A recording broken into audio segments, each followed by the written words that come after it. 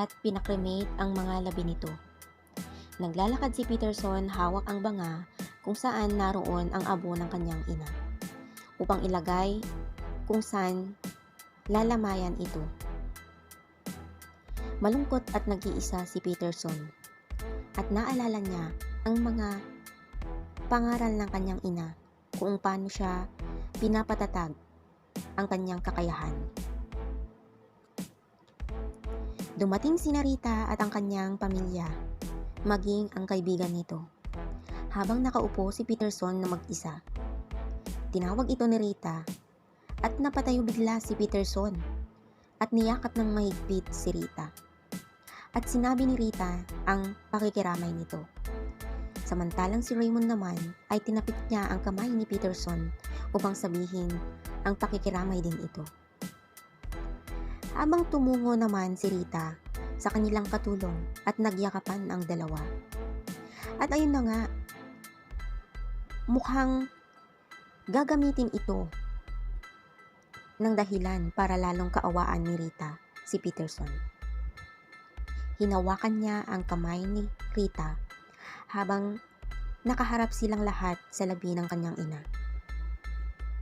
Sa kabilang banda, naiwan sina Simon at Tupi sa bahay ni Raymond upang bantayan si Baby Andrew.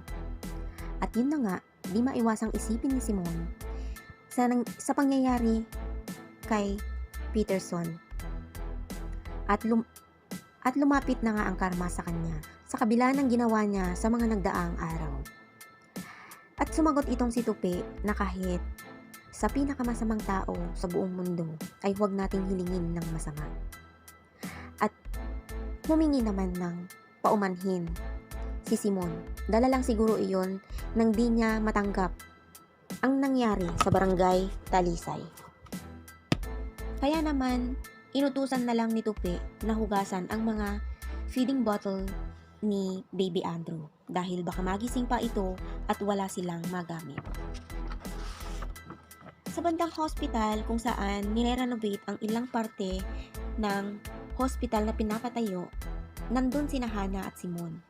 Sabay sabi ni Simon na diyan daw ang pedia patient at eksaktong diyan ka na ma-assign. Sabi naman ni Hana na tama lang, okay lang yun. At least wala pa naman akong mga kliyente na nangangailangan sa akin. Napalingon itong si Hana sa kabilang banda at nakita ito si Kiko na may ginagawa. At sinagot ni Simon na nag-apply daw dahil naghahanap daw siya ng trabaho.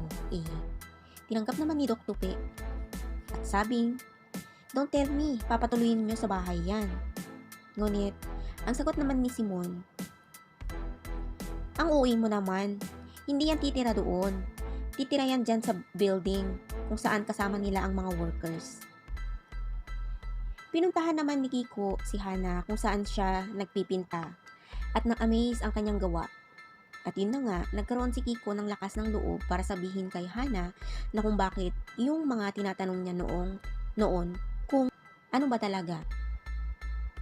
Ngayon sinabi niya na gusto niyang maging kaibigan lang sila at tinesting ni Kiko ito kung ano nga ba ang magiging reaction ni Hana. Ngunit naging chill lang ito at hindi ipinahalata na nasaktan siya sa sinabi ni Kiko na kaibigan lang.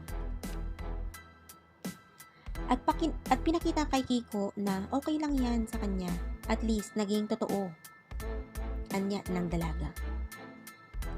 Madako naman tayo sa bahay ni Raymond. Pagsapit ng umaga, habang pababa si Rita mula sa kwarto, napabungad sa kanya si Peterson at nagsalita ito kung bakit ang ginagawa niya doon at kung sino ang nagpapasok sa kanya. Habang nagpe-prepare ang nanay ni Rita sa kanilang almusal at sinabing nagdala nga pala si Peterson ng pandesal at hindi akalain na may nagtitindang pandesal malapit sa kanila kung saan bumili dito si Peterson. At ang sabi ni Peterson ay masarap daw ito at laging bagong luto. At nakailang bili na daw ito. Nagtaka si Rita. Nakailang bili? Ilang beses? Oo. dahil nga lumipat na daw si Peterson ng bahay malapit sa kanila. Para daw malapit lang siya sa kanila. At dumating ngayon si Tupi dahil araw naman niya kay Baby Andrew. Ngunit nagalit na naman itong si Tupi nang makita niya ito. Sabay sabing, ano ang ginagawa niya rito? At sumagot naman itong si Tupi na araw niya ngayon kay Baby. At bakit andito ka? Maraang sabi ni Tupi kay Peterson. At nagpalusot itong si Peterson ng dahilan lamang niya. Ang nanay ni Rita. Nabigla naman ang nanay ni Rita sa paiwas na sinabi ni Peterson. Sabay sabi naman ni Peterson na kainin na daw nila ang pandesal dahil ito ay mainit-init pa. At inalok niya ito si Rita para mag-almusal na. Pero sagot naman ni Rita na mauna na muna sila at magbibihis pa. Inabot ni Tupi ang pandesal sa nanay ni Rita. Dagdag almusal nay. Anya nito. At sinabi kay Tupi na kung pwede sumabay na rin siya sa kanila ni Peterson habang nagbibihis pa si Rita. At umupo na nga itong si Tupi sa harapan ni Peterson. Nagkatitigan ng dalawa samantalang ang nanay ni Rita ay binibigyan sila ng palamig sabay sabing sa kanila na magpalamig muna sila dahil nga nararamdaman at nakikita na ng nanay ni Rita na nagkakasamaan na ng loob sila Tupi at Peterson sa oras na yon. Pagkabihis naman ni Rita pababa patungo sa hapagkainan, tumayo sina Tupi at Peterson upang ihanda ng upuan nito. At dali naman sinabi ni Peterson na doon na lang siya umupo malapit sa upuan niya. Ino-offer ngayon ni Peterson kay Rita ang itlog at hotdog, ngunit umiling itong si Rita at sinabing siya na lang ang kukuha at nagpasalamat naman ito. Tumayo si Rita para kumuha naman ng baso, ngunit nagkasabay din sila Tupi at Peterson na buklatin ang mga nakasarang pandesal na binili nilang pareho. Pagdating ni Rita, kukuha ng pandesal. Ngunit ang nagustuhan niya ay ang pandesal na malunggay at di naman niya akalain na kay Tupi pala galing iyon. Halos di maipinta ang mukha ni Peterson. Dahil nga na-reject yung dala niyang pandesal. At nag-usap nga sina Peterson at Rita sa labas. Nagsiselos nga itong si Peterson kung bakit laging kay Tupi ang panig at atensyon niya. Ngunit sinabi naman ni Rita na pagkain lang yun. At di naman masama dahil alam niyang nakakabuti din yun ang malunggay sa kanila ni Baby Andrew. Walang nagawa itong si Peterson at hinayaan na lang. Sabay sabi ni Rita na umuwi na dahil bukas pa naman ang dalaw niya. Mapunta naman tayo kila Rita at Tupi. Habang inaasikaso nila si Baby Andrew sa clinic at sinabi ni Tupi kay Rita na mag-half day na lang daw muna siya dahil kailangan pa siya sa hospital. Pero kung okay lang daw kay Rita ay babalik muli siya mamayang gabi pagtapos niya doon. At dumating naman sila Raymond at ang kanyang jowa. Pinakilala niya ito sa lahat at sabay imbitang mag-outing dahil nga mansa rin nilang dalawa. At syempre kasama ang lahat at inimbita na rin si Doc Tupi. Ngunit sabi ni Rita na hindi siya pwede dahil nga kailangan siya ni Baby Andrew. Ngunit nakiusap si Raymond na kahit ngayon lang at nandun naman ang ina ni Rita para magbantay.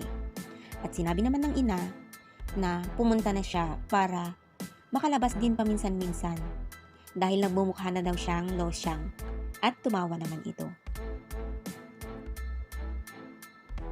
Tumawag naman si Peterson kay Rita, sinabi kung pwede sa araw ng dalaw niya kay Baby Andrew ay lalabas na lang sila kasama si Baby Andrew. Ngunit hindi pumayag si Rita dahil hindi pa pwedeng ilabas ang bata. Sabay sabing huwag siyang mawawala sa paningin ni nanay niya bukas dahil lalabas saglit si Rita. At tinanong naman itong si Peterson kung saan pupunta.